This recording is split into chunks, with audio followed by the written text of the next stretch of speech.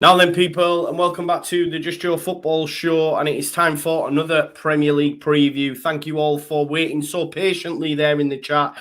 I had a few Wi-Fi issues, and Oscar was just brushing his tash just before we went live.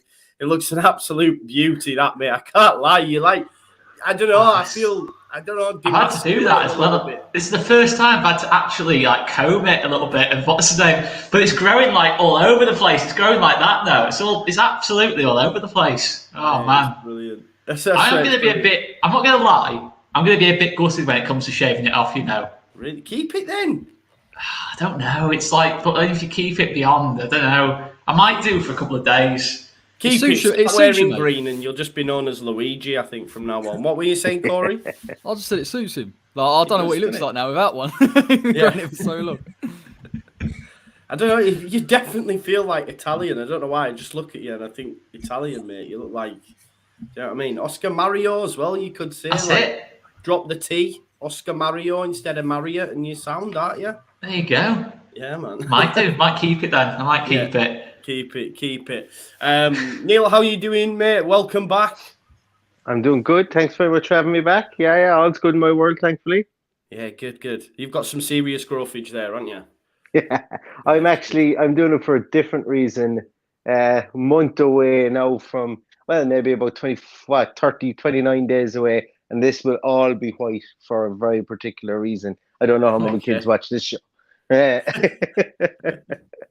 There's actually, I don't know if you've seen All Leeds TV, but Scott, who is also Irish, actually, to be fair, he's gone full on white, and Oscar, full on white.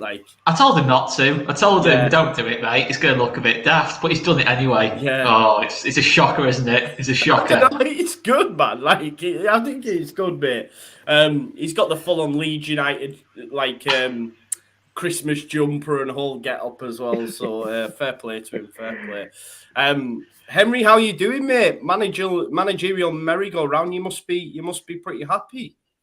Honestly, we're acting like a serious club now, and that's been coming for about 9 years. So don't get too ahead of yourself. We're acting like it. We're not there yet, though. We're acting like it, which is a change. So delighted. I can't lie. I've been smiling most of the day.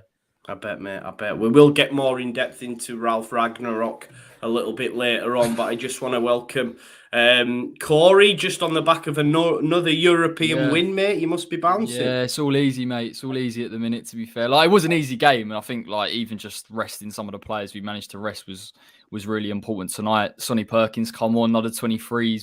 He's buzzing in there, so yeah, all good, mate. We needed that. And again, it's a huge week next week. 3 games is a lot to ask, particularly when 2 of them are Chelsea, Man City, and Brighton's a bogey team. So yeah, I'm going to enjoy it, mate, for now, because Sunday's going to be a big one.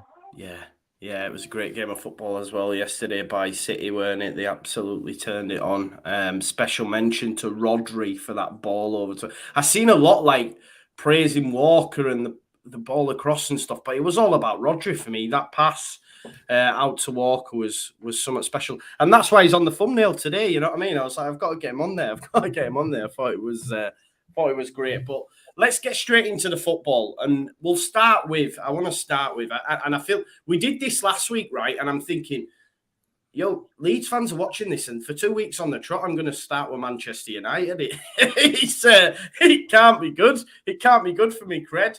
But we are going to start with Manchester United, and they play Chelsea away at Stamford Bridge. But let's just have a chat about Mr. Ralph Ragnick, I think it's pronounced. I will struggle. I don't know an awful lot. I had a look a little bit earlier on. And seen that he oversaw the RB Leipzig transition and brought them all the way up. And now, is it Zenit he's been at? We'll let Henry give us the full lowdown. But Oscar, do you want to give us a little blast on Ragnick? Yeah, I mean, I've not seen loads of his teams and that because he's not managed a lot in the last sort of years, a couple of years or so. But he's done 2 years at Leipzig, then did half a year when Hasenhüttl went to Southampton from Leipzig. So you can only sort of go off that. And look, he compares himself a lot to Jurgen Klopp. I watched a video on the Coach's Voice, fantastic YouTube channel that, and he just basically said that, Jurgen Klopp, Thomas Tuchel, which Henry will probably mention as well, very much being influenced by him. But yeah, everything's pretty much get the ball forward as quickly as possible. Basically, the way he spoke about a midfield was like with no real kind of like mention at all. He's just like, it's just kind of there just to win the ball. It's not there to pass the ball. He's not like into, having players like Gundogan or Bernardo Silva. He wants workhorses who are just going to basically just be pressing machines for 90 minutes. And you could probably say McTominay and Fred, that might suit them quite well. But there's certain things I'd still say where I don't see this as being like Thomas Tuchel going to Chelsea, where it's going to be like that kind of sudden improvement in results and they're going to win the Champions League. I'm not seeing that. Or I'm hoping they're not seeing that. But they'll improve. They will definitely improve. They've got an actual coach in charge now, so they are probably going to improve under anyone, aren't they? But yeah, it's going to be interesting how that plays out. The only thing I would say is when you're trying to press high, your Ronaldos, Rashford, Pogba, does that suit them very well? But under this manager or interim manager, he's probably got the bottle to drop people like Rashford and Pogba. To be honest, I think he's definitely got the bottle to do that. He's made big decisions at Leipzig. I'm sure he will have to make some at Man United as well. But the only thing I will say is Maguire, Wan-Bissaka defended in a high line. I'm not sure about that. I think that's going to lead to some problems against the better teams. That's going to lead to some problems, I think. But they'll still probably improve and finish top 4 for me now. Yeah, I think anything's an improvement on Mr. Solskjaer, isn't it? Am I right in saying Henry has been going with creating the gegenpress, or have I just misread that? It was Oscar was saying. Go on, mate. Yeah, sorry. It was originally AC Milan coach in the late 80s and 90s that started that. Who won 2 European Cups in a row, I think, with that AC Milan side. So he's kind of used little methods from that side. So it's not entirely him, but in terms of modern football, a lot of coaches now base what they do off aspects of his Leipzig side and his Hoffenheim team as well. So and again, this guy is just he is like you guys see Bielsa as this high figure in football. He's very similar for European football in the sense that he was at Salzburg and he was at Leipzig, and he has essentially built 2 clubs. They've asked him just to build a system at both clubs, and change the way that they play and adapt. And he's done an absolutely incredible job with both of them. And now he's obviously at Lokomotiv Moscow, trying to do a similar thing. But I can't lie, I'm over the moon. We're going to get someone who's going to come in and coach them properly, coach these players properly. And the thing with these players, they've been under top coaches before, so they'll kind of know what to expect. But he's very aggressive with the way that he handles his team. He expects running for 90 minutes, and he expects the best, quick transitions, which is what the supposed United DNA. I don't buy into the fact that it's a United DNA. Clubs' DNAs change over 20 and 30 years. But it's the style of football fans want to see. It's exciting, and we haven't had that at Old Trafford for a while now. So, we went with Van Gaal, Mourinho, and it was a little bit, terrorist ball. So that's the kind of words I usually use, which is a bit extreme. But you win games by being super aggressive and lumping it up, and winning one-off balls and getting goals. So this is different, and I'm just so it actually was the manager that influenced him, and it's incredible. It's going to be weird, and hopefully he will take over that role at the end of the season. And this is a guy with long-term vision as well. So he's going to be there for a couple of years, but he's going to put a structure in place at the club. And, so is that the plan, Henry? Someone asked the question. John H said, "Is the plan for Ragnarok?" There'll be loads of different spellings and pronunciations. I think we should go with Ragnarok, really, to be fair. Is there a plan for Ragnarok to move into the director of football role at the end of the season? Because I'm assuming the plan is still to get, and it looks like it's going to happen for me. I think it's destined that Pochettino comes in the off season, if you like, a bit American there, but when the season finishes, and Zidane maybe goes to PSG. But am I right in saying Ragnarok said, "I'll only come if there's going to be something on the back of this." He turned down the first offer from the ownership, which I'm going to assume had less than he wanted, which was basically they were saying interim role, that's it. And then they gave him a second offer, which said you can have a consultancy role and make the big decisions at the club. So they've given him essentially free reign over the football side of things, and I think that's incredible. I think that's ridiculous considering what we've been through in the last few years. I know it's not the lowest of the lows, but for United, a club like United, we've become a banter club, and it's a little bit. It must be it's funny for other fans, but it got to a stage where it was almost depressing for the fans as well. It was like Arsenal. You feel sorry for United. Nah, it was good, mate. I was enjoying it quite a lot. I think that's a bit far, Henry, mate. I think that's a bit far. I was watching the PSG game with one of my mates who's a Liverpool fan, and he said, "I can't even laugh at you guys anymore. Like under Solskjaer, I couldn't even laugh towards the end because it wasn't funny. It was almost like what is going on? What's going on?" I don't think he's a real Liverpool fan. He probably begged to differ, but fair enough. Yeah, it's brilliant, and hopefully Woodward and Co and Arnold. Hopefully Woodward will be gone soon, but I don't think that'll happen. No, and they can just focus on the business side of things. That's what United fans have wanted. We're stuck with the Glazers whether we like it or not, and I would never like them because they take money out of the club, and because of what they've tried before. But if they just put the business people on the business side of the club and get footballing people in to control the football side of the club, then we can't have many complaints if it's successful. Yeah, it's a big if. It's a big if. I think a lot of Manchester United fans are expecting an instant turnaround, but we'll have to wait and see. It's funny you mentioned like the Man United fans. I don't know if anyone got a chance to see this. Johnny United's become a bit of a famous Manchester United fan within the Leeds United fan base due to Square Ball, and I actually sat and listened to a space last night where two fans were actually having a like.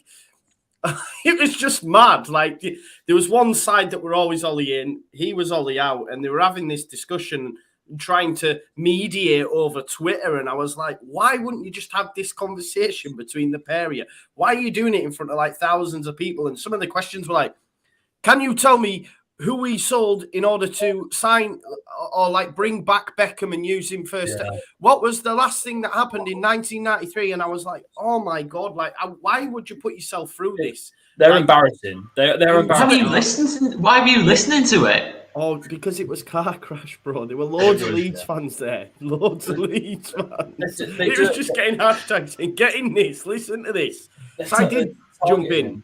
Yeah, but targeting him, but rightfully so, because he's some stuff's come out about him, dodgy stuff about him having a signed Carragher shirt in his living room and whatever. People have been doing this investigative stuff where they've been silly, isn't it, man? It's silly. Twitter's not real life. People need to relax, man. People need to relax. Anyway, we've gone down a bit of a rabbit hole there. We'll leave that one there. Corey, everyone was saying you're looking clean, mate. I could see you weren't watching the screen because when I put it up, you didn't even smile. So I thought he's clearly busy mate. Doing something on his laptop. I was looking for a picture of Lanzini to put up because he was brilliant tonight. But yeah, I hear the Rangnick stuff. I hear it's a good move for Manchester United. It's a real positive, and I think probably where Henry's excited is because it's not a interim. It's not a Steve Bruce, which would have been quite funny, or Robbie Savage or a Roy Keane. It's essentially a guy that they know that can come in and long term put a vision in place. And I think Manchester United, again, there's been a number of clubs, Arsenal in particular, where when you've got such a massive figurehead leaves, you're almost searching around for an identity. And it's positive for Manchester United to, even if they're mentioning the idea of a United way, I think this guy can come in with a completely different style of football. Yeah, short term, I think it might be quite difficult to implement with some of the players, Harry Maguire in particular. There'll be players that just won't suit the system. But I think it's clever for Manchester United if they are going to bring Pochettino in to use that bedding in period, use the fact that the season doesn't have any expectation anymore. Fair play for them for getting through in the Champions League. And when Pochettino comes in, he's got a clean bill of health. He can work with the side, all those fitness. The thing is with Manchester United, I don't think Manchester United are fit either, like physically fit enough to play a certain way. And I think Pochettino demands that of his teams. aside from last night where 3 of the front players didn't even really bother making any movement whatsoever. But it just gives them a step up and it gives them progression. So I don't think it's immediate. I don't think he comes in and Manchester United blow teams away in the same way that Tuchel came in, because I think Chelsea are a better run club squad-wise, and I think they already had the players there to develop within the system. But certainly, I think Manchester United will stabilise. They'll probably get Champions League, and then next season for me will be the one, because they're going to have money to spend. They would have identified Poch. If Poch wants to go, he will have identified targets that he wants to bring into Manchester United. So it is a brilliant move for them. Fair play, because it's intelligent, and a lot of their decisions over the past 2 years or so have been pretty stupid. So we won't be buying an £80 million fridge next summer as well, which has not gone down well with the fans. Have you seen the Raphael van der Vaart thing? Is that a replay of the same one, or is that a new one? That's recent, I'm pretty sure. Recent, yeah. Has anyone else seen that? No. What does he say? Oh, so Neil, he goes, doesn't he? He says to him, British media, get your typewriters ready. We're now going to speak about Maguire. Van der Vaart just goes, yeah, he's shit. Yeah. It's brilliant. I'll retweet it for people that haven't seen it. Neil, you've seen it, mate. It's funny, isn't it? Yeah, there were older comments, but fair play to him. He's sticking to his guns and he's not backing down on his view about Maguire anyway. And to be honest with you, look, I suppose Harry Maguire, he isn't the full package as a defender. He could be brilliant some days, and then other days, he could be a bit lacking. But Van der Vaart seems to be an interesting character in front of the tree anyway. That's for sure. For sure. I just want to shout out this Frenchman here. I'm coming to Paris, actually. I'm going to Paris. I'm taking my partner away for a birthday. And PSG play Monaco during that time. So if you can somehow get me any tickets or know anyone that can get me any tickets, then let me know, brother. Thanks for watching. Leicester are currently 2-0 up as well. So Locks will be buzzing. No doubt he'll be sending us pictures, as he always likes to do. But I just want to talk about Manchester United's opponent, obviously Ben Chilwell. Unfortunately for him, he was in some fantastic form. He's set to miss the rest of the year. I think it's ACL, isn't it? I think what's happened there, Neil. Do you think we'll see any sort of instant reaction from Manchester United, or do you think Chelsea will have too much for them on Sunday? Neil, sorry. I don't think there'll be an instant reaction. It's going to be Carrick is still going to be in the dugout at the weekend, so there's going to be a lot of holdover from Ole's time there. I think Chelsea are just they're just efficient at the moment. They're not making many mistakes, and they're not classic. Like if you were to ask any football fan who's top of the league, they'd probably say Liverpool or Man City, but they're not. It's Chelsea. They're top of the league. Yeah, it's mad. So it's one of those strange ones. They're just going about their business quietly. I think they've a 2, maybe a 3-1 win, I think, in them at the weekend against Man United. And guys, sorry, I really must apologise. Is it the first time anyone has ever been on your show holding a child as well at the same time? She started screaming. That's why I went off camera. There were moments. It's all right, mate. Don't worry. The only way she'll stay quiet, so I do apologise. Don't worry, man. This is it. This is life, innit, mate? Don't worry about it. I've got kids myself. I understand. Don't worry. It's fine. It's fine. I did wonder. I kept seeing like little blonde locks coming out. I was thinking, has he got hold of a mop? I didn't understand what was going on. No, I was sitting on the ground and I was pushing her pram just to try and keep her asleep, but it didn't work. And that was just a blanket that was hanging off the back of it. So no, she's yeah. The things we do, huh? Yeah, I understand. Don't worry. Corey, do you think Chelsea will have too much for Manchester United?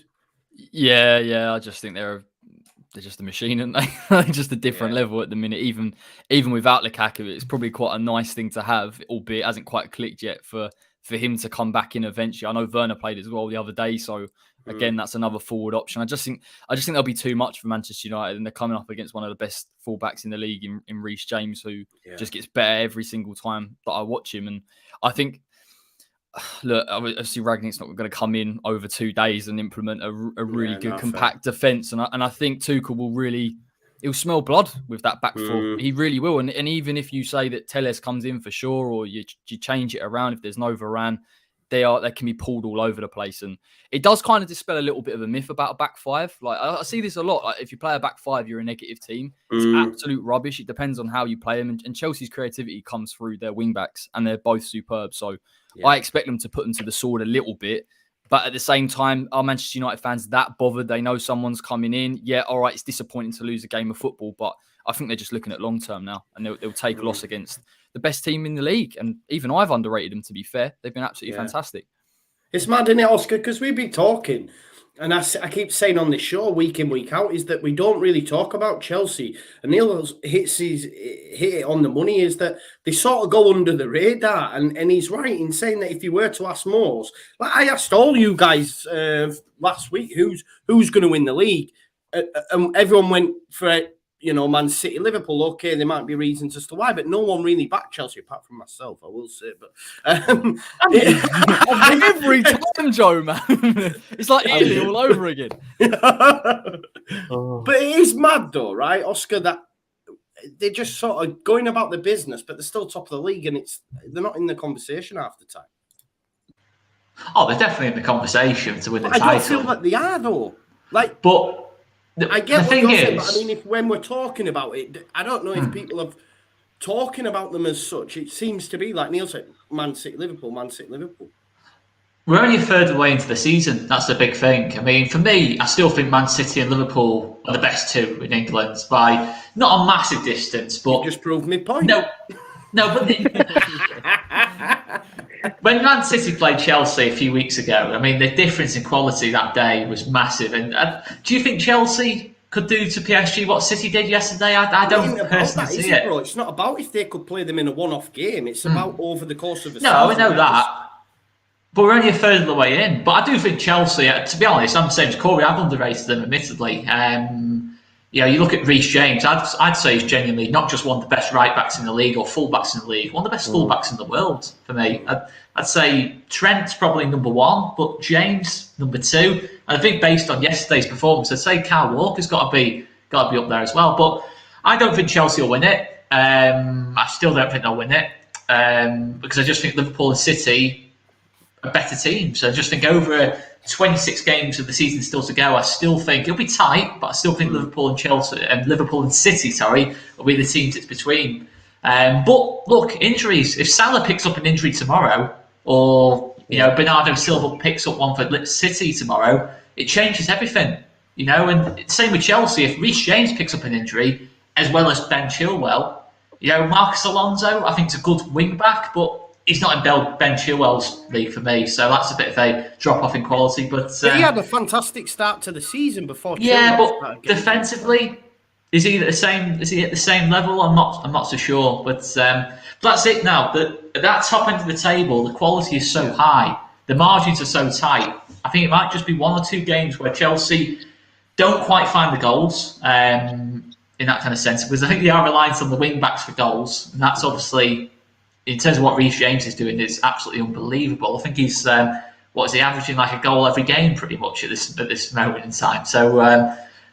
But I still think in certain areas Liverpool and City are better for me. And I think what will decide is when those two teams play each other again. When when Chelsea got to go to City, Chelsea got to play Liverpool. I think that's where Chelsea might get a little bit found out on the day, but I might be totally wrong.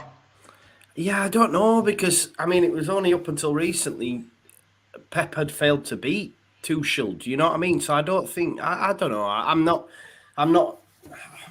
I agree. I don't know. Like someone said in the chat, 4 goals conceded. I don't know if that's yeah, true. But the other thing is, that's Edouard Mendy has got a 96% save percentage. I think I read. It might even be higher than that. That's not sustainable. No, fair. Over a season, that's not sustainable. So I think there is some. Just how do you feel about Jorginho?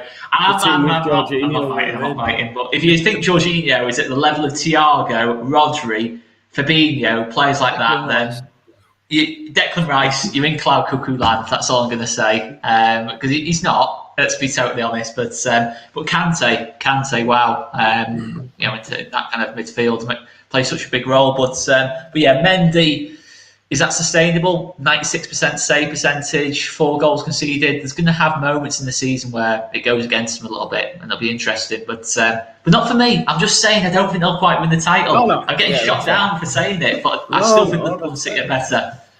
You're entitled to your opinion, even if it's wrong. We'll see. I'm joking. Henry, do you give your boys any chance this weekend? Did you see enough from that Villarreal game to think Carrick's going to get you through this one? No, not at all. The first half was pretty average. The idea was quite clear from the get go. First half, keep it really tight and make sure we don't ship a goal. Because if we shipped a goal, I think we would have capitulated, to be honest. So the idea was right in that sense. But I don't think we'll beat Chelsea. I think what people are forgetting as well with Chelsea is they've been missing Lukaku and Werner. They haven't had a striker for the last, 2-3 weeks? Yeah, it's true. So, and I've said all along, I think they'll win the league just because they're more sturdy. And I think City in one-off games will get beat, whereas I think Chelsea will pick up at least a point in those. You look at the Palace game, I think Chelsea would have picked up a point in that because they're a little bit more resilient at the back. I think City are very susceptible to one style of play beating them, and that is sit back, be resilient and counter-attack, which is what United, that's why Ole Gunnar Solskjaer had such a good record against Pep. So, and other teams have used that, and it seems to be kind of bearing fruit at the moment. So, but I think, if I'm honest, I think we'll lose. As you mentioned before, am I that arsed? Not really. There's no expectation from a United perspective going into this game. It's the last game for the interim manager. I can't believe I'm even saying that. It's the last game for him, so I'm not expecting anything big. To be honest, if it's 1 or 2-0 to Chelsea, which I don't think Chelsea don't score many goals anyway, but they score enough to win games. So I can't see it being a battering. I just can't, because I think we'll set up probably in a 4-4-2. To be honest, very rigid, and just stop or maybe match up with wing backs. I don't know. So yeah, I don't see us winning. Chelsea wins across the board, then. Chelsea wins across the board, I think. Yeah. Let's talk a little bit about Villa, Neil. Obviously, I tried to get you on Monday, I think, after Steven Gerrard had got his first win against Brighton 2-0. How are you feeling about that appointment? What have you seen in that first game? Are you excited? Give us a bit of a lowdown on Brighton as well, Leeds United's opponents this weekend. Yeah. There wasn't really much you could garner from that game, I think the biggest thing that we did see was that Gerrard was kind of true to his word in what he said. Like he'd only had the players for one day realistically before that game, but he was true to his word on what he said, that he wanted the midfield spacing, the distances between the midfielders and the midfielders and the two centre halves to be different. You could see that in a lot of ways. He was very vocal on the line with John McGinn, trying to make sure that John McGinn pressed up on Bissouma at times. But then it was almost like a game of cat and mouse with Bissouma, because they pressed up on him to kind of get him under pressure early on, and then they dropped off him again to let him have the ball, and it kind of spooked him a small bit for maybe a small bit of the first half, but he really grew into the game then. And I think what Gerrard did was he just because we didn't get going, we were poor in the first half. We were very poor, and I think what it did was it just solidified us a small bit more. We set up in a way, or by bringing McGinn back a small bit, it set us up in a way to filter them wide, and they went very much through Tariq Lamptey in the right wing, and this guy called Mortar, or I don't know what his name is. Jakob Murder, big tall winger. He looked good. He attacked down our right hand side and got in behind Matty Cash whenever Matty Cash went forward as well. But they wanted to play a bit more through the middle. Like Trossard wasn't really a massive entity in the game. Their centre halves were actually really good. Their centre halves, I think there was some mad statistic that I had when we were looking at the game afterwards, that Shane Duffy had more touches at a ball than both of our centre halves put together. So like Shane Duffy, who I'm Irish. I know Shane Duffy. We call him the Messi of the sky over here in Ireland because he can do wondrous things when he's heading the ball, but he can't do anything with the ball at his feet.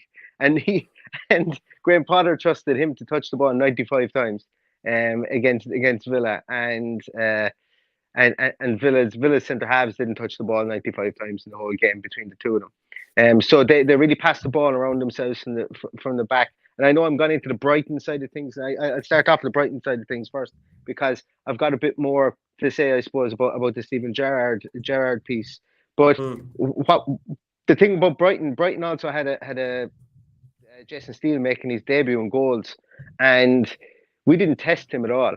Villa didn't test him, but obviously Spanish Bob is going to be back for the game against you guys. I think he's back. I think he only had one game back. Yeah, Sanchez is back. Yeah. Yeah, like I would have to say that like the two goals don't take. I won't take anything away from Watkins and his finish, and Tyrone Mings' finish was an absolute belter. There was no way he knew much about that ball coming back to him. But like the positioning from a goalkeeper, he didn't have much to do. We put him under pressure in the last 10 minutes, and I don't know, maybe a goalkeeper of better quality saves that shot from Watkins. It was a rasper, and it took a small deflection, but maybe he does. I don't know. They started without Maupay, Brighton did against us, and I thought that actually was a negative for them. And that was very much a negative for Brighton. They started, I can't remember who they started up front, but they didn't play Maupay. They did, and maybe Trossard, maybe. I'd say I think it was Trossard was kind of almost in that striker's position, but. And he didn't do much, to be honest with you, really didn't. But I think like Maupay is just such a nuisance. Like he's a nasty character. When he's there, he's liable to do anything. He could go in 2 foot in the goalkeeper, or he could score a hat trick. You just don't know what he does. And against Villa, usually what he does is he goes in 2 foot in someone, escapes a red card, and then ends up scoring the winner. And that's what happens against whenever he plays against Villa. But they kept him on the bench, and he's not been kind of flown this season, and for all the good that Graham Potter has done, he's been able to do it without the help of Maupay in certain aspects, certain times this season as well. So I think he'll probably start him the next day because while he did bring him on, they attacked quite a lot. Like a lot of it was get the ball to Lamptey and let Lamptey try and run at Matt Targett. Matt Targett, I thought was man of the match for us at the weekend. Much improved. The man who's been down on his luck, down on his confidence, but much improved. And he shackled Lamptey kept him wide, kept him to cross him from the byline, didn't let him inside him. There was no hope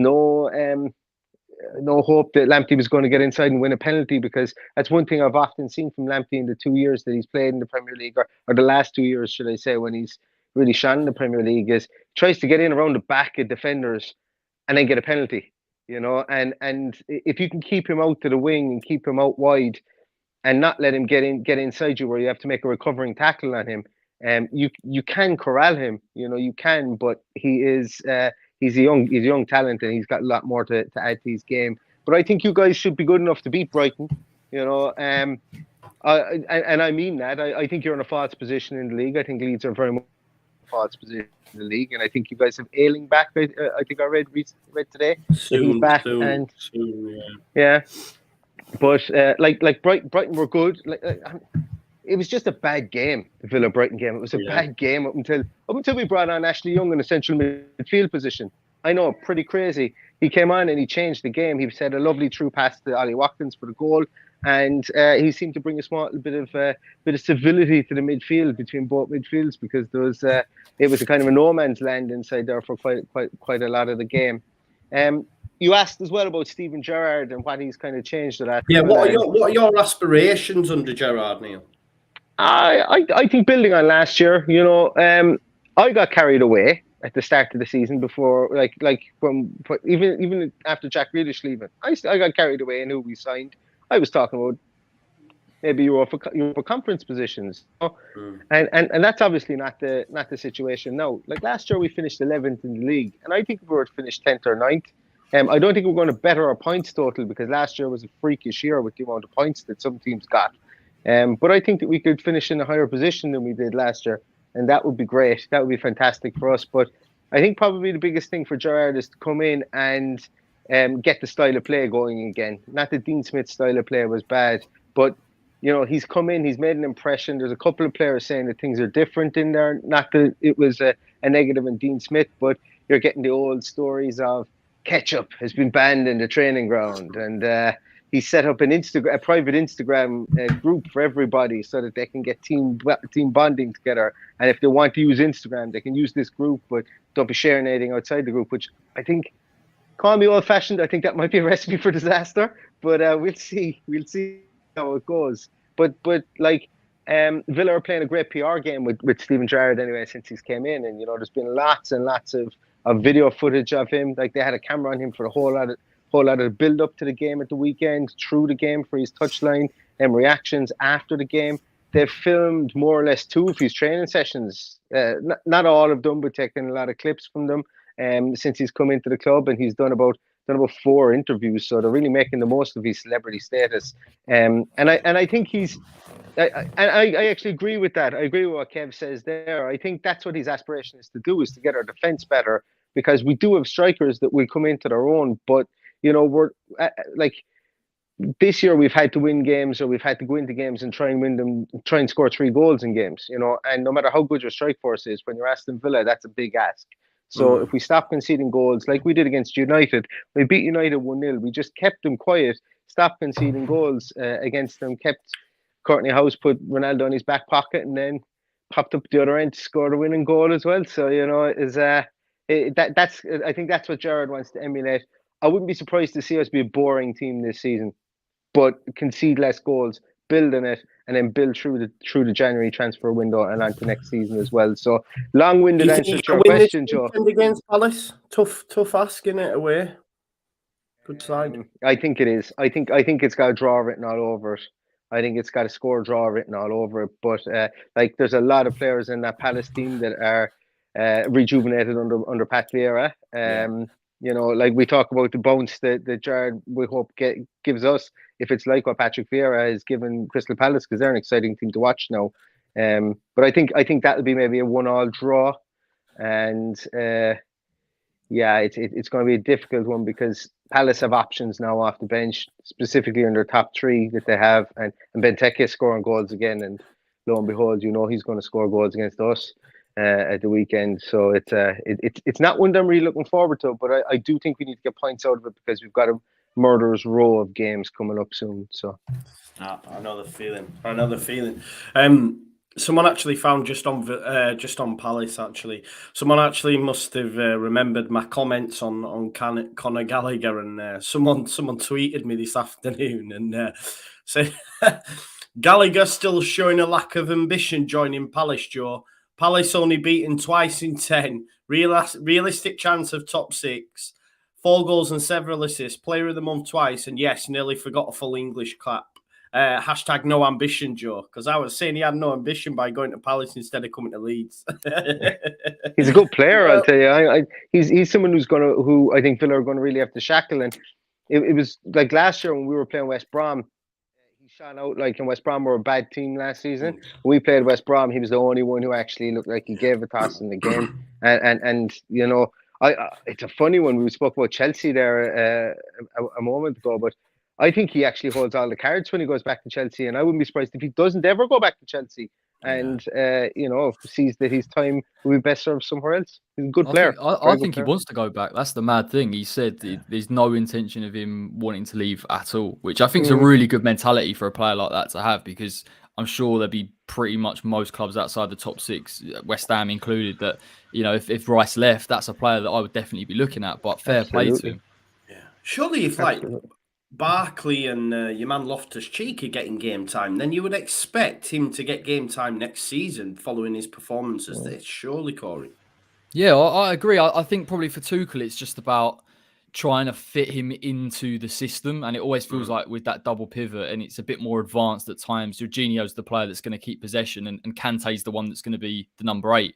So I imagine that Gallagher's the one that would be the backup to somebody like Kante. So don't think the pathway is as easy, but I agree with you. I think he's a better player than Loftus-Cheek, and I really rate Loftus-Cheek, and he's definitely a better player than Barkley. So he should be pushed up, but Chelsea's so competitive. Tuchel could make allowances. He's done it this season. Still so Chalobah's had a lot young of as game well, time. right? Yeah, there's no pressure on it. I don't think there's any pressure on him. He plays like there's no pressure on him either. And he's got a lot of expectation on his shoulders. I just think he looks at that Chelsea team now with James and Chalobah and Hudson-Odoi and thinks, I want a bit of that. And I think he's up there with them, to be honest. He's a super talented player. If you're only a backup, if your manager only sees you as a backup to Zowell and Jorginho, then you need to go. In terms of your long-term career, you do need to move on to a West Ham or someone like that, or even Palace permanently. I think for Conor Gallagher's own career, you see so many players at Chelsea, Abraham, not get the opportunity. Whether he should look at Lewis Baker, bro. Lewis Baker. Well, yeah. Right, and I'm not comparing him to Gallagher or anything, but what I'm saying is like this guy came to us. I don't know what length contract Chelsea gave him, but he's still there.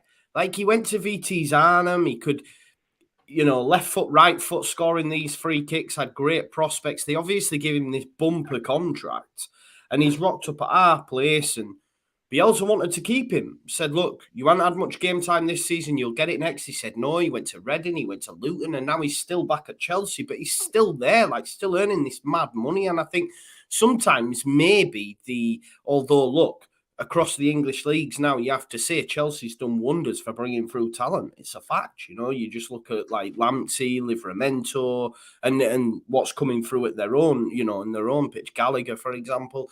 But is there an attitude of like, they're paying me these big bucks, do you know what I mean? I'm just going to stick around anyway, It's a wrong attitude to have, I think, I think it's changing though. I think Baker's part of that line where they couldn't really see any prospects at Chelsea, and yet they still felt that they'd get their chance eventually. Whereas I think now you see with Lewis Baker going to Leeds and Livramento going to Southampton, I think there's also a willingness from Chelsea to allow these players to go a little bit more freely rather than keeping them under contract. And they're getting the balance right, Chelsea. It took them a long time to get the balance right and trust the young players. But I suppose if you give Lampard any credit, albeit it was for a transfer ban, it was bringing in the young players. Yeah, that's fair. No, that's a fair point, Corey, to be fair. Let's just welcome Matt. Matt here's the Tottenham blog. I'm even more fuming that we failed to win at the weekend, or at least get a point after seeing your shower of against a team I don't even know their name. I had you -2 on the Asian goal handicap, and you drew 1-1, mate. No, lost 2-1, sorry. God, I wish we drew 1-1, Joe. Yeah, the guy at the end, I was watching it as well, 2-1. The guy at the end, bust through. Sanchez culpable for both goals. Red card for Sessegnon. I thought Antonio was the man. Like, why wasn't he tuning up the bands, you know? Come on, where are you? What happened, mate? Where are they from? Slovenia. Oh, big. It was concerning what happened tonight. I can say that much. It was a full strength team we played. Yeah, seen. Yeah. Full strength. No way. Kane, Lucas, Son, Højbjerg, Skip, Davis, Dyer, and Sanchez all finished that game. Tanganga was on the right. We were down to 10 men, I know, but it was just Spursy. I don't know what more I can say about it than that. We were just absolutely rubbish from first minute to last. Kane is the worst player I've ever seen play at this football club with his form at the moment. But his goal was good. 2 yards. His goal was good, but that doesn't matter when he can't pass the ball 2 yards for the other 89 and a half minutes of the game. From a really tight That's the only reason he's still in the squad. I'm pretty sure I said this here on Monday. The only reason he's still there is because he can do that. If it's about performance, passion, desire, quality, consistency, anything other than his ability to pull something out of the blue, he would not even. Dane Scarlett would be starting these games. Honestly, Davinson Sanchez could not defend any. Like, did you see the first goal? He got done on the inside, took 4 steps the wrong way, and slipped over. And people are trying to defend him for that. He's absolutely rubbish. Oliver Skip can't control the ball. You pass it right to his foot, and he lift his foot over it. Oh my God! I don't know how you lost to us, Joe. I said you're not going down, but if you can lose to us, you're going down. It's atrocious. I shouldn't have come on here. I've never seen. It's atrocious. So Head's gone. Head is gone there. We lost them. They're ranked 341st in the European coefficient standings. They were founded 9 years ago. The club is 9 years old.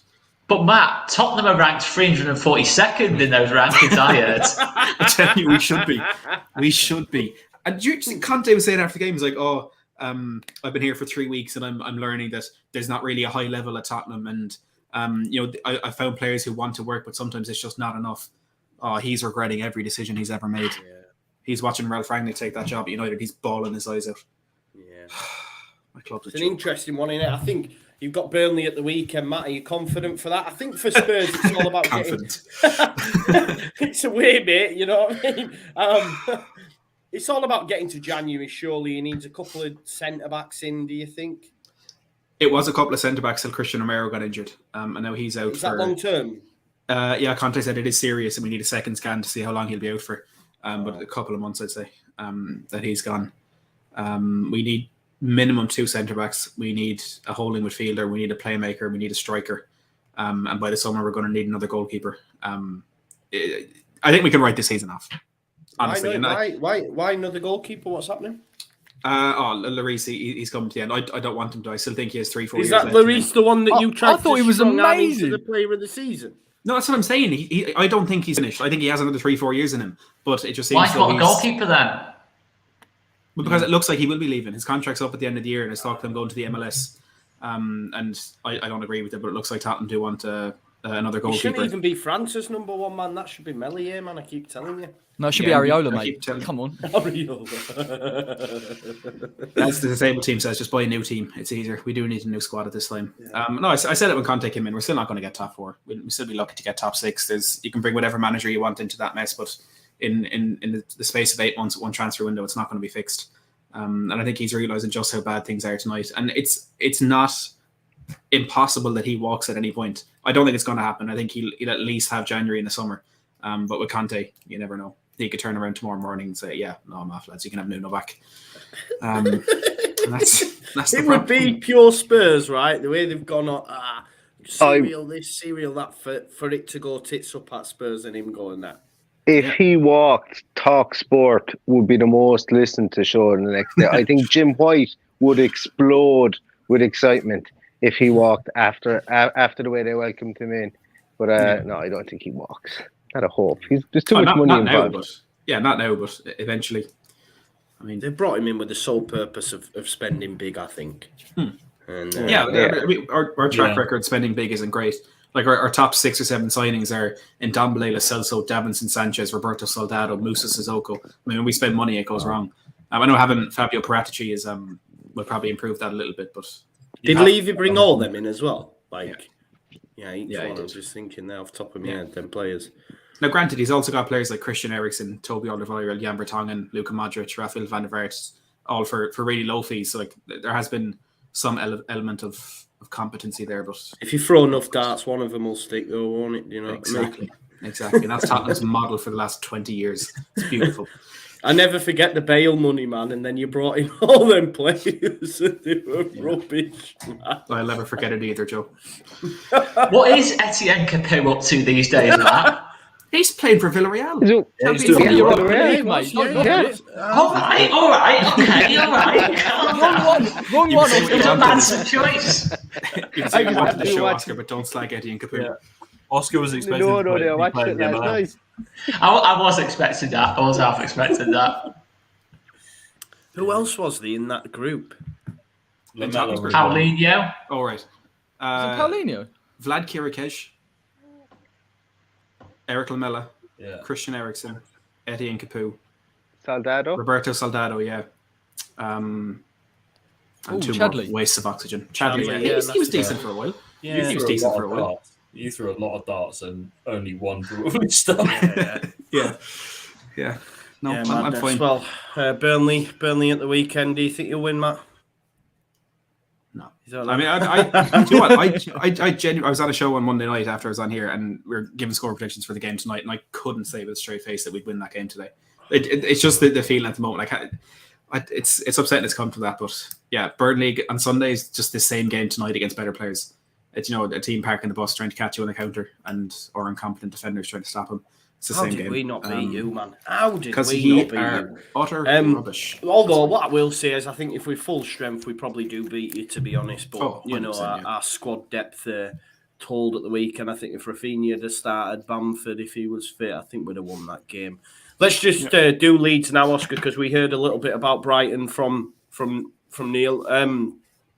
What are your thoughts, mate? I did my preview earlier on, and history is not on our side. We've lost 8 of the last 9 against Brighton. Graham Potter seems to have Bielsa's number in every game we've come up against them. We've been piss poor, like really poor. I think even Danny Welbeck scored against us last season when they beat us 2-0. So, not great, mate. I know Firpo's back. Shackleton, Rafa, and Rodrigo will make this game, so that's huge for us. How are you feeling, mate? We don't do great against Brighton. It's a difficult one, really, because we did that first half against Tottenham. I think we'll have no problem against Brighton, to be honest with you. I thought we were that good in the first half against Tottenham. But, having said that, we've seen what Tottenham did tonight, what they've done in previous games this season. Maybe it was just a case of Tottenham were that poor first half. But I still think we looked spot on in that first half of the game. But it doesn't worry me that much in terms of our record against Brighton, because we've had a good record against teams this season, and we dropped points against them. Like Burnley, we battered Burnley, like months before we played them earlier on this season. We beat them 4-0. We go up there 2 months later, and we struggle to a 1-1 draw. So it's one of them this season. There's been other games like that as well. I know Wolves, we had a bad record against. We managed to get the point off them. Probably deserve more. So I'm not that bothered about that. I know when Potter was at Swansea, Bielsa won and drew the 2 games against him. So, there's 2 sides to that, but there's no doubt about it. Last 2 times I played Brighton, they thoroughly deserved the 3 points, especially the game away from home. They dominated from start to finish. I think if Morpay had his shooting boots on in that game, it probably was 4 or 5-0, to be honest with you, in that kind of match. But yeah, I think Brighton themselves have dropped off a little bit in the last couple of weeks. I still think they're a very good team, but in terms of where they were at the start of the season, where they were up to that draw against Liverpool, I think they have dropped off a little bit. They've failed to win the last 7. They've drawn 5 drawn 5 and lost 2. Really? Yeah, I didn't realise it was that bad. Yeah, no. I mean, some in there against like City, Liverpool, so some good draws, but drawn 5, lost 2. Yeah, no, it tells you they're going to beat us. Well, no, it tells you they're not very ruthless. I think it's what it tells you. Yeah. I think they're beatable. They are a beatable team. I think obviously that time we played them away from home last season, Rafinha wasn't there. I'm pretty sure KP didn't play that game last season either. I'm pretty sure. So that's a big one. Obviously, we get those 2 back on the pitch. If it we get Rafinha back on the pitch. That'd be a massive boost. If it starts not coming off the bench, you never know. Obviously, in terms of how we set up. But no, I still think in terms of the way we played against Leicester, the way we played for 60 minutes against Tottenham, there's enough there to say that we're good enough to get something at Brighton. I do genuinely think that. But they'll have moments in the game. But we'll have moments in the game. I think we'll get something, to be honest with you, from the game. I don't see us losing it. No, I think Forshaw's been a massive, Yeah, I think people are massively underestimating the value of having someone in midfield who can play someone in midfield. 50. Stop there. Someone in midfield. That's it. Well, someone to complement Calvin, kind of thing, to help him out defensively, push us forward, get us up the pitch a little bit, give us some control of the game. Forshaw was pulling the strings, against Tottenham, pulled the strings against Leicester. It'll be an interesting battle. I know Bazouma's a superb player. Bazouma's absolutely fantastic for me. I don't think he'll be at Brighton next season, to be honest. I can see him going to Man Utd, to be quite honest with you, or someone like that. I think he's that good. Tottenham probably would be a really good shout in terms of what they need. But so that's going to be a key battle. Him up against Calvin and Forshaw. Then you've got your Lallana's and that lot who can beat that man-to-man marking, got that ability to carry the ball sort of 10, 15 yards and beat the press and that lot. So they've got a lot of players who can cause us problems, but you've got to remember, that time we played Brighton, the big problem in both games was Ben White. Ben White playing that holding midfield role and just pushing up the pitch, carrying the ball. They haven't got someone who can do that as much from deeper this time around. They haven't directly replaced Ben White. So maybe that's just me being super positive, but I do think we'll get something from this game.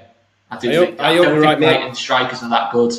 Yeah, I hope you're right. I did a video midweek with Lucy just stressing the importance of the next 3 for me, because we need to get positive results, and hopefully we can start with one against Brighton at the weekend. Henry, what do you give us much hope away at Brighton, mate? I know you're a fan of Potter, aren't you?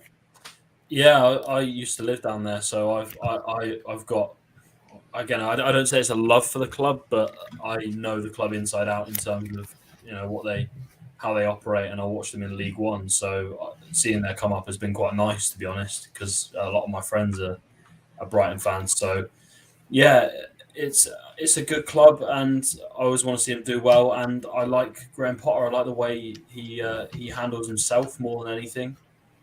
He comes across a really nice guy. I'm sure he's a bit of a bastard as well at times when he has to be. He's a very smart guy. He's got a degree, I think, in something like psychology. So he's perfect when it comes to man management. Every player says that about him. And tactically, you can't really have many complaints if you're a Brighton fan. They love him, and yeah, they play good style of football. And I know you mentioned the Liverpool game.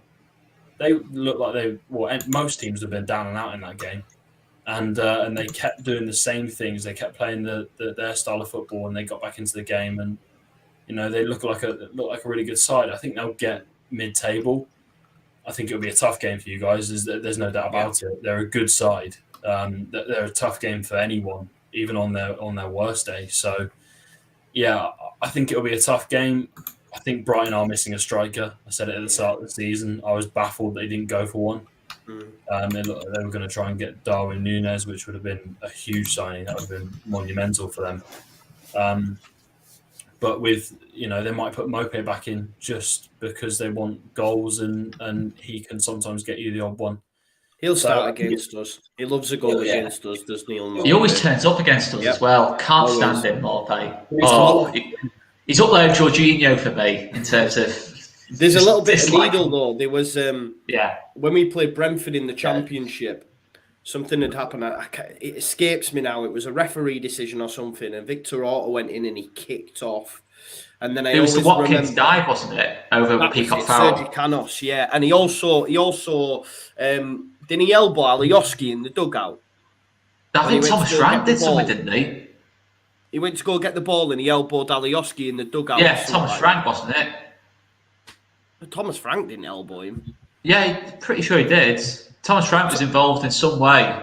I'm not surprised, if I'm honest. Thomas Frank elbowed him. Definitely Thomas Frank and Alioski, something happened there. Trust me.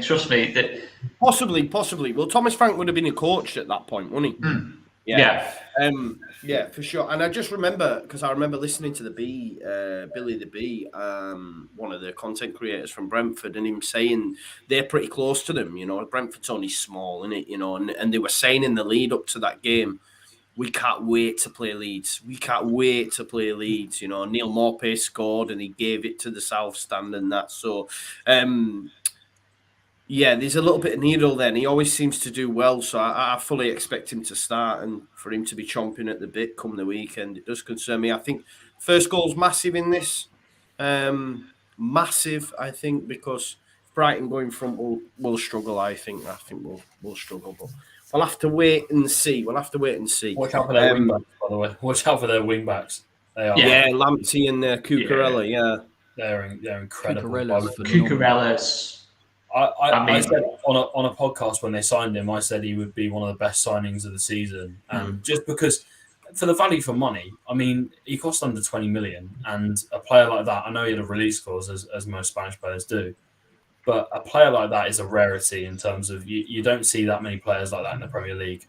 Rapid down the wing. And he almost plays like a winger. So he will be a big threat. You've got to shut him up.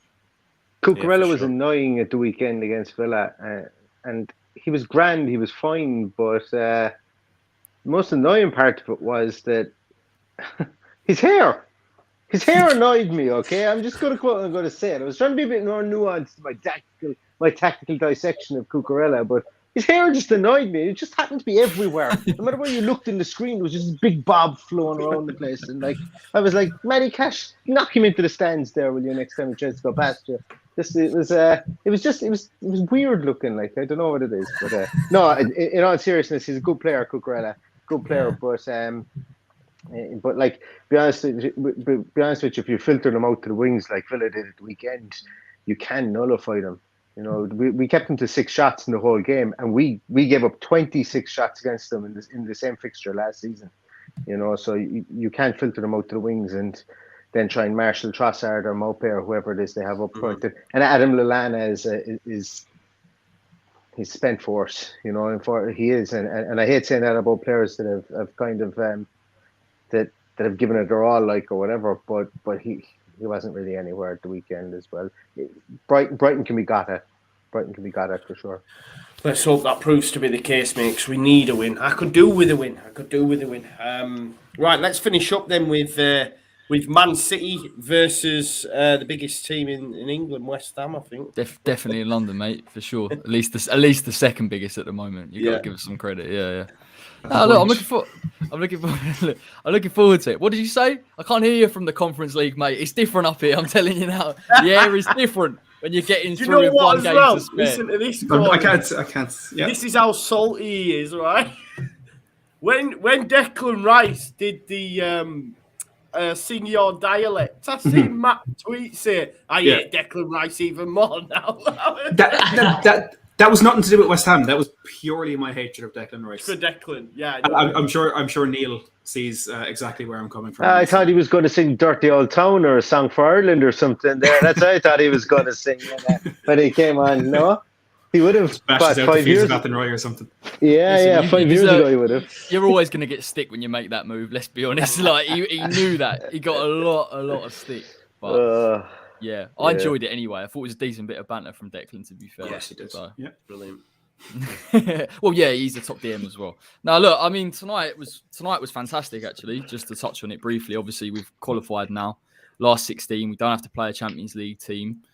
We don't have any playoff games. We can rest players on the 9th from going to the game. So, in all honesty, if Moisey wants to put out the under-23s, I'd let him. I really, really would. And I'd use the last half hour just to keep the players fresh. And I think we've earned that right. And it was good to see just a professional performance. As far as Sunday and the next week, when you're playing City, Chelsea and Brighton, that's tough. But admittedly, 2 games are at home. But I think we can get something from the City game.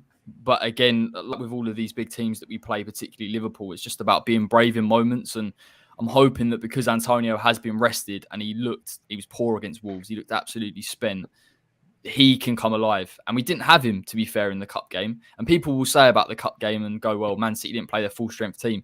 Brought on Foden, brought on Grealish, they had Mahrez, they had Gabriel Jesus. So they were playing strong players. And we obviously went to pens and we beat them in the end. So I think we can get something from the game, but it's just like one of them games where you've just got to be patient. And sometimes West Ham fans are a bit impatient when you're sitting deep in a low blocking 4-4-2. But that's what I imagine we'll do. And again, we've just got to be spot on. Can't make any mistakes. I think Man City are fantastic. I thought they're brilliant against Everton. Obviously, we know Cancelo's form. That presents a different problem just because he plays slightly inverted. And maybe West Ham can deal with it better because if we're compact and we're a bit more central, maybe Cancelo can't break us down. Maybe City have to go a little bit wider with their fullbacks, but they've got so many players. Bernardo Silva's a problem as well. So I think Moisey has to pick the moments, as I always say. If he's going to go and press them or at least go and push up a 15 yards higher, then you've really got to do that when they're trying to play out from the back and you've got to get your shape right. And the one thing I'll say about West Ham, and I saw it again tonight, was even when we lost the ball, how quick those players are to get back into their positions is crucial. So yeah, it's not a free hit because we can get something from it. But at the same time, Brighton for me is the game that West Ham have to win if you're going to be up there, and give it a go against Chelsea and see if we can get something. But I'd like to get a draw either from Man City or Chelsea at least. 4 points would be good. Maybe it sounds negative, but I just feel we've got games against them. That's amazing. I know, but that's the negative. But that's the problem, though, because I mean, a lot of West Ham now, you used to winning, and when we lost against Wolves, it was I can't believe we've lost against Wolves. Like, what's going on? So it is a bit sort of you get into the rhythm of expecting to get 3 points. Yeah. But my concern's always about going forward into next month. I've said it last month, even when we beat Liverpool. So I just feel that use Zagreb when it comes around, play the under-23s. I think we can beat Arsenal, beat Burnley, beat Norwich, and then we'll be flying still. So, yeah, long-term perspective for a West Ham fan. Don't get stuck in the short term. Guarantee you we lose 2 games and people go nuts. Guarantee it. Villa fans are talking about 4 points in the rest of 2021 would be a very, very nice haul. So don't knock 4 points. 4 points can be the difference. Yeah. I was looking at it the other day, actually. If I was thinking, because when you lose, you're like, I wonder if West Ham did drop. Like, say, for example, we did go on a run. We wouldn't. But and I kind of looked at the teams, 7th, 8th, 6th, and I thought, I still think we're better than them. Like, I still think even if we drop, we can still be in that conversation. So I don't really have any concerns, to be honest. And how cocky is this new Corey, Oscar, from the guy we first met? Oh, come on, man. I'll tell you what, he's got next level now, hasn't he? If you want Moyes out, if you don't get top 4, turn his locks. He wants Rodgers out. No, but look. That'll be you next year. You got Look, wants Rodgers out, doesn't he? It's a madness, man. Anyone that watches this and thinks he's getting a bit on his high horse, I've got to enjoy it. And one thing that does happen is you do start winning, and your whole perspective changes. And let's be honest, lads, how long did it take me to get to a point where I was like, actually, we might be all right? Do you know what I mean? Now it's kind of like I expect it, but you know, Brighton could do us over. They've done us over so many times last season. They're a good we can't get a man. result. Tactically, they're an issue. Yeah. And Moyes has got to come up with a solution. And I want to see that. And Lanzini's being a bit of a role in that now. I'm seeing teams pressing against us and then bringing Lanzini on. And I think a lot of people remember Lanzini being the number 10 and obviously a little bit more creative and a bit more athletic. I think he's just an intelligent football player that's comfortable in possession, and use him right in certain games. We can get a tune out of him. We don't have to play Ben Rama, Fornals, Bowen. We can change it. And it's good to see him tonight as well. He's doing exactly what he needed to do. So maybe we see him midweek. Or maybe we see him against Man City. Does anyone... I think the rest of us would say Man City win this, yeah? I think West Ham have got. I think City win, but I think West Ham are going to make this a really, really tough one for City. I really do think they'll make it tough, because I think that game, as much as City dominated yesterday, I think that game probably did take a lot out of them. They did put pretty much a strong team out there. Obviously, they had to make use of subs in that lot. Is Foden back for this one? Anyone know? I don't think Foden he is. didn't play yesterday. Obviously, Grealish, I think, is a bit of a doubt, isn't he, at the minute, whether he play or not.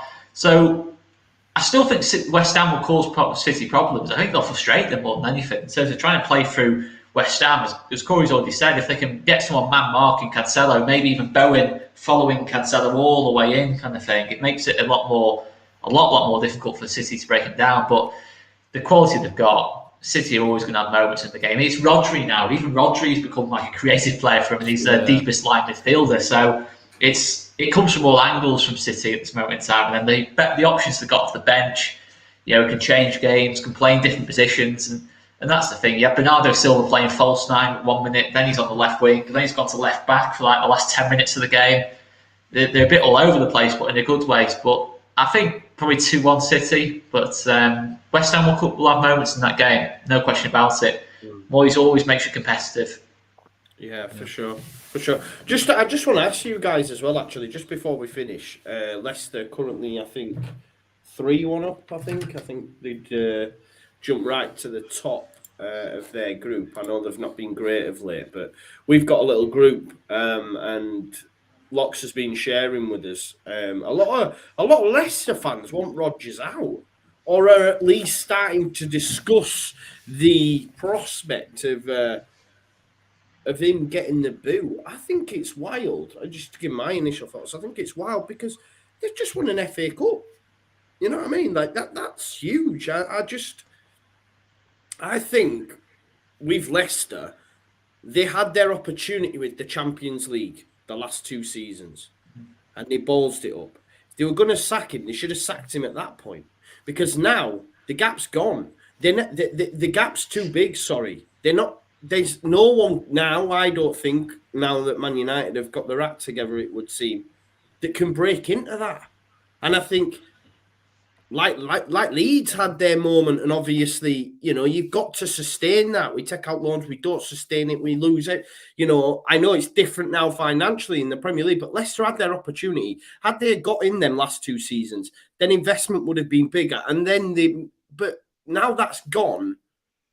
They need to sort of accept where they are. And I think a conversation about Rodgers getting the sack's wild for me. It'll take time. It will take time. They've got a new training ground that they've just built as well. So they're building for the future. There's no doubt about it. And having looked at the videos that they put out of the training ground, it looks incredible. So they're building for the future. They will be, in and around Europe I don't think there's an expectation from their side that. I mean, saying Leicester are the new Arsenal, while I completely understand, I understand that comment. Leicester have never been as big of a club as Arsenal ever, and they probably never will be. They're overachieving, even now. The way I see it, I know they've had investment, but it's not been massive investment. It's been the right investment at the right time, and players for 25, 30 million. That's their kind of their threshold. That's their maximum, and I think that's a really smart thing to do. Just keep investing and bringing in, players like Samare and Daka, a bit more depth and a bit more, you can cope with Europe then.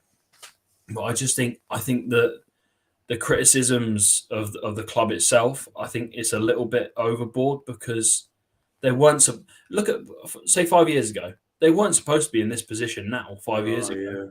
But they built for that, and then they're going to build and try and be in and around Europa League, or even. Do you think it's mad, Henry, for calling? If you're a Leicester fan, like obviously you can't relate, and I understand it's recency because they're doing well. So as soon as that starts to drop, a bit like what Corey was saying, you start to have conversation. I suppose Leeds fans are guilty of that, and it's only been one year in the Premier League. But for me, I'm thinking, give me an FA Cup, man. If someone gives me an FA Cup, I'm not calling for him 6 months later to say, get him out of my club. I think his problem is, I mean, I've said to you in the group chat, and to be honest, I can't kind of say this now because you don't know where I've got the information from, but it's well known amongst the media that Rodgers wants that Man United job. He still wants it now. He's done everything he can in terms of, without actually saying it, a bit like Kane going to City.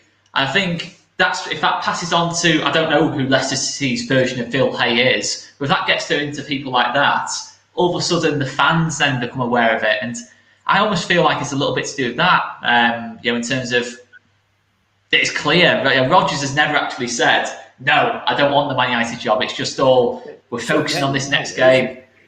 And I think that's part of it. I just think the problem with Leicester as well is you've got Tielemans is being linked with the rest of the top four. Maddison, again, whether anyone goes in for him in January, I don't know. I mean, Luton Town might go in for him on current form, to be fair. He might just be about at that level, the way he's playing. But there's no doubt that's affected people like Maddison in terms of not getting the move away.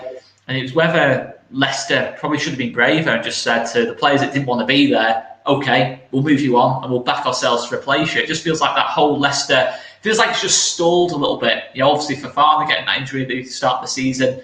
Then you've got a lot of the team wanting to leave. And yeah, it doesn't look like a happy. When you watch Leicester play, like when you watch them play against us, I don't know about you, Joe, that didn't look like a team that was anywhere near what it was last season. It didn't look like a happy team, that particularly. You're obviously seeing Schmeichel have that outburst in the tunnel and that lot.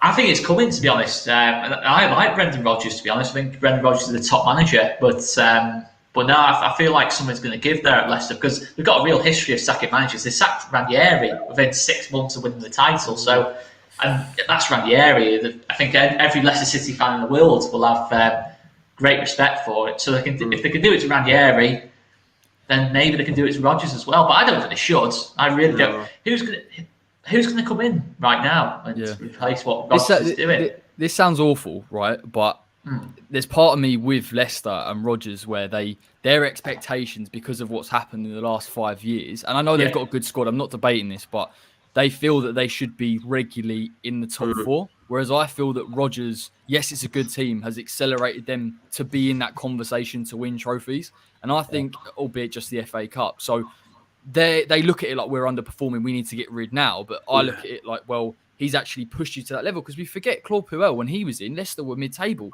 and they had some of these players. And I know Rodgers has obviously cultivated that and he's brought in squad depth. But I think he needs time, but at the same time, like Oscar was saying, it does feel there's something off in terms of the squad balance and the players. Everything in theory should tell you that these players are thriving in the system, and they're just not. And Rodgers is making strange decisions, like the Chelsea game was nuts to me. And he has the players to cause Chelsea some issues. So the fact they look that naive, is it Rodgers? Is he just too stubborn? And I'm saying, can Rodgers get back from that line where he just halts things? He has got history of going in an international break, sitting players down, going through. If he can get through that, then of course he's the man going forward. But I just think you give him more time. I just wouldn't pull the trigger because I think there's not too many people out there that I can think of that are immediate first choice for Leicester in terms of a top manager. I think they need. Sorry. Similar things happened at Liverpool, really, when you think about it. I mean, obviously, I know back end of his Liverpool time, you associate with Balotelli coming in and all the really poor signings they made. But to be fair, he's a Steven Gerrard slip away from winning Liverpool their first title in 30 years. And that's Rodgers. And it's almost like that at Leicester. You know, he's inches away from making the top four 2 years in a row. Eventually, though, the players at the club get bored of it. He obviously lost Suarez at Liverpool. At Leicester, they made the decision not to sell Tielemans, not to sell Maddison, not to sell the other players that were trying to leave the club. And eventually, it's kind of got to a stage where the recruitment, the players have brought in, not been particularly convincing so far. Zumare didn't look great against us. I still think he's a good player, but not really at the level I think Leicester were trying to push up towards. Like Daka, I don't know about that, bro. I think he'll get there. They're young. But right now, that's what I'm talking about. Right now, is he at that level? Will he get enough game time to? I don't think they're building for that. I think they're building for the future. Again, I think the Daka and Samare. I think they're both they're in that squad for the future, and I think that again they're building a young side. That if something does go wrong with the manager per se, they can just bring in another manager. They've got the structure there now. Well, they've got a good team. But they needed this. I genuinely believe they needed this because they're on such a high after winning the FA Cup, and they were going up and up and up. And there's only so far you can go with. It's not minimal investment. It's big investment in terms of facilities, but in terms of players, they can't spend the 60 million, 70 million budget on one player. They can't. So they've reached that kind of lull phase, which they'll go through. Every side goes through it. But I think they needed this, the fans. The reality is they're in a reality check, lot. they're in a phenomenal position. If you look at where they were 5 years ago, they're battling relegation. Yeah, exactly. And you look at them now and you think they're one of the most stable clubs in the Premier League, if not Europe, in terms of where they are and how much they invest and how much they get back into the club. So I think, again, I wouldn't be hasty like sides like Watford, who just sack managers left, right, and centre. Because if we just play devil's advocate, could you say the reason, like Leicester 5 years ago, if I'm right in saying Nigel Pearson was that when Nigel Pearson kept them up? Am I right in saying? Yes. He's talking about. But could you argue 6 years ago, the fact they've been so ruthless in that time? I'm not saying it's the right thing to do, Henry, but the fact they've sacked Pearson after he kept them up, they've sacked Ranieri within 6 months of winning the title, they've sacked Puel when they're in mid-table, but I still think mid-table Leicester City, it's hardly a disaster, is it? It's hardly they were going down under Puel. I'm not saying Puel's any good, but they make ruthless decisions. Do you not think, I'm not saying they should be like Watford, but do you not think that ruthlessness is what's got them to where they are now? I think playing the long game is the smarter idea, personally. And I think you look at where they've gone under Brendan Rodgers, and if you think of where that side was when he took over and the players they've got now, and they've invested in infrastructure more than most clubs in the Premier League. So you look at what they've done since he's come in. They've used him as the base for a project, and I don't think they're about to throw that all away just on a few results. I think it would genuinely take them being mid-table for them to turn around and go, okay, maybe it isn't working, because he is a top manager and they backed him so much that it was like, it's a little bit like United with Solskjaer. You backed him so much that you don't want to get rid of him because there's a feeling that he can take this further, and he is a top manager and he's turned it around at clubs before. So I don't think there'll be any hasty decisions at the top, because they've done that before. And yes, it has worked out, but if you keep making reckless decisions, one of them is going to bite you in the arse, and they will end up a mid-table side if they're not careful. Just to add a bit to Oscar's point there, even if it is just continuing to play devil's advocate, like you look at players like James Maddison right now, who's struggling for form, and I haven't watched enough of Leicester this season to name other players, but I think Soyuncu is in a similar boat, and even Fofana when he comes back from injury.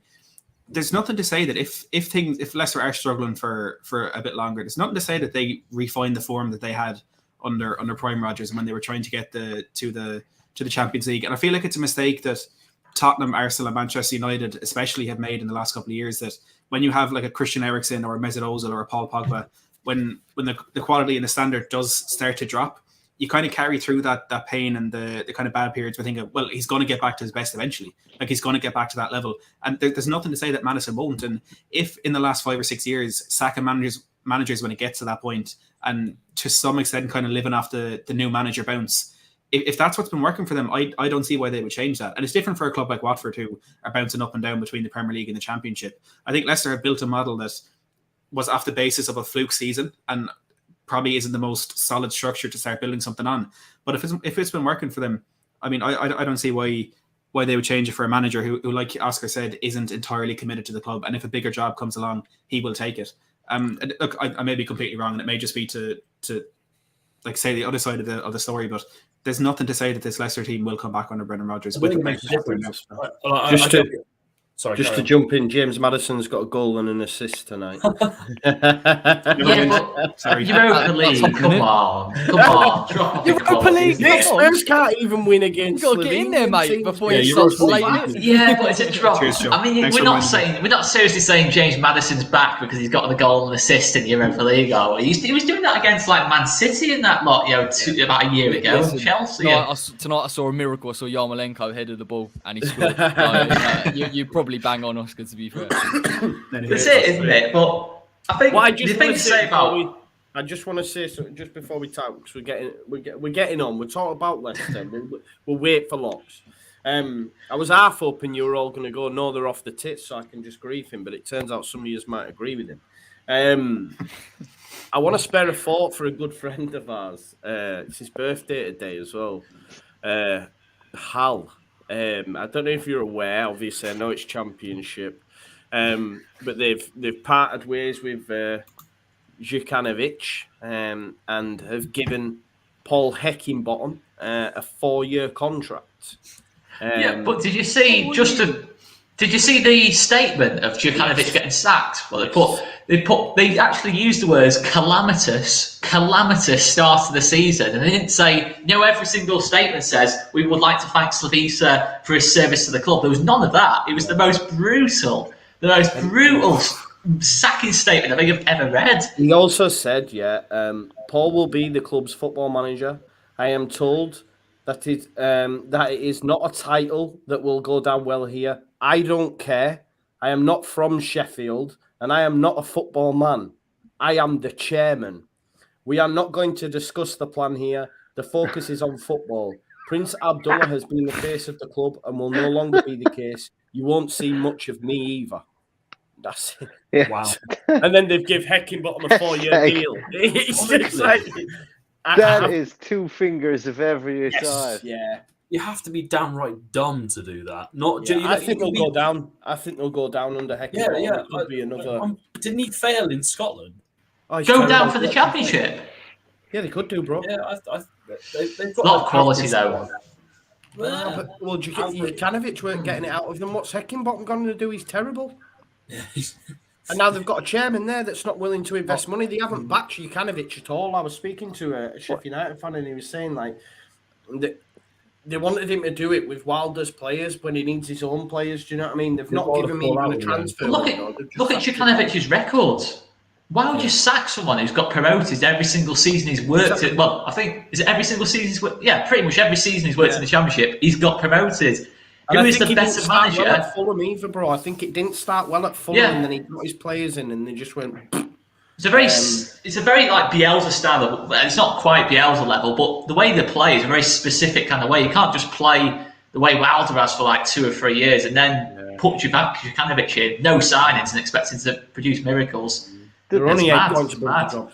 I just wanted to spare a thought for him because he's a lovely guy, and I'm a little bit gutted for him. I can't lie. The biggest thing in that is that Neil Warnock was sitting on their doorstep. They could have just given the fans that would have been the most damage limitation thing you could have done. Get rid of Jukanovic and bring back in Warnock, and fans would have gone, yeah, fucking fourth time lucky. Was it third, fourth, fifth time, however many times? It would have gone down the treat. But Heckingbottom, as you say, is going to draw. People are going to ask questions like after if he loses on Saturday. Yeah. It's 4 years. It's mad. It's sad. It's sad and mad. But what can you say? We're in the Premier League. It don't matter. Sorry, Hal. Right, I think we'll leave it there unless anyone's got any burning thoughts or anything they'd like to add. When Paul Heckingbottom gets them promoted now, Hal's going to just replay the last 5. Well, it's not going to happen, is it? It's not going to happen. It's not going to happen. They're 8 points off drop, mate. They'll probably go down, genuinely. We'll have to. Where are they in the table? Are they that low? Yeah, they're 16th, bro. 16th. I just think with him in chat. And the way the chairman's done it, it's like I don't give a shit anymore. He's getting the job. There's 4 years. I'm off. Do you know what I mean? I don't care. So I think it'll just go from bad to worse. The fans all want the chairman gone now as well, which is mad when you consider like where they were last season. But if you don't spend well, then you go to. So maybe Chris Wilder's at fault for that, for the money spent on strikers. I don't know. 'Cause he bought a load of dross, didn't he? Let's be honest. But I think, we'll leave it there. Thanks, as always, for watching. Make sure you follow all the lads' channels, all their socials. Their channels are in the description. Make sure you check out my preview that dropped earlier for Brighton, and I'll be doing a watch-along for that game on Saturday as well. So I'll be live from about 5. Shum Oscar will be doing the same as well, so if you get bored of me, go check him out. And check the rest of the lads' content out as well. All the links are in the description. We'll leave it there. Have an awesome weekend, people.